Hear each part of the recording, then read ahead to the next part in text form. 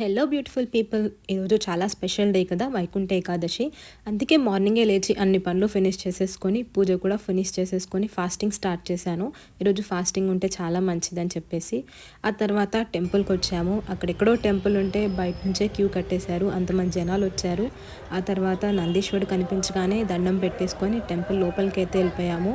లోపల కూడా జనాలను కంట్రోల్ చేయడానికి చాలా లైన్స్ పెట్టారండి, అయినా కూడా జనాలు మధ్య మధ్యలో దూరి వెళ్ళిపోతున్నారు. ఇంతకీ టెంపుల్ ఎక్కడ అనుకుంటున్నారా? కేపీహెచ్పిలో ఉన్న టెంపుల్ బస్ స్టాప్ అండి.